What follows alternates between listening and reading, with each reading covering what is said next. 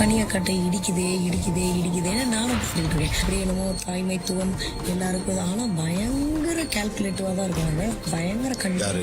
Hi hello எல்லாருக்கும் வணக்கம் and welcome back to our channel. Bigg Boss வீட்டுக்குள்ள இன்னைக்கான 3வது ப்ரோமோ என்ன அப்படின்னு சொல்லி கேட்டிங்கன்னா, வழக்கம் போல நம்ம ஊர்கிழவி பார்வதி இருக்காங்களே, அவங்க திவாகர் சார் கூட உட்காந்துக்கிட்டு மறைமுகமாக எல்லா பற்றியும் தப்பாக பேசிட்டு இருக்காங்க.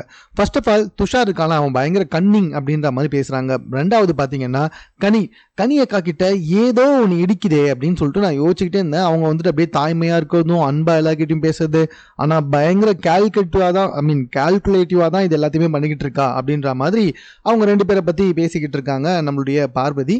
ஸோ இதுக்கு வந்துட்டு நம்மளுடைய திவாகர் சாருமே வந்துட்டு அதை அக்செப்ட் பண்ணிக்கிட்டு அவங்க கூடவே சேர்ந்து இந்த புரணியை பேசிக்கிட்டு உட்காந்துக்கிட்டு இருக்காரு. திவாகருக்கு இப்போ தான் கொஞ்சம் கொஞ்சமாக இவர் தற்பெருமை பயங்கரமாக வீட்டுலையும் போய் தற்பெருமை தான் பேசிக்கிட்டு இருக்காரு. பட் இப்போ தான் அதையும் தாண்டி ஓரளவுக்கு வந்துட்டு இவருக்கு கொஞ்சம் ஃபேன்ஸ் வந்துகிட்டு இருக்கும்போது மறுபடியும் வந்துட்டு பார்வதி கூட உட்காந்து இப்படி மற்றவங்களை பற்றி தப்பாக பேசிக்கிட்டு இருக்கிறது, தனக்கு மட்டும்தான் மெச்சூரிட்டி இருக்குது மற்ற யாருக்கும் மெச்சூரிட்டி இல்லை அப்படின்னு சொல்லி பேசிட்டு இருக்குது, மறுபடியும் இவருக்கு ஒரு மிகப்பெரிய டிஃபேம் தான் ஏற்படுத்தணும், ஒரு டவுட்டே இல்லை. இது சம்பந்தமாக உங்கள் கருத்து என்ன அப்படின்றத கமெண்ட்டில் தெரியப்படுத்துங்க. மேலும் இது போன்ற செய்திகளை கூட தெரிந்து கொள்வதற்கு நம்ம சென்னை சேனலில் சப்ஸ்கிரைப் பண்ணுங்கள்.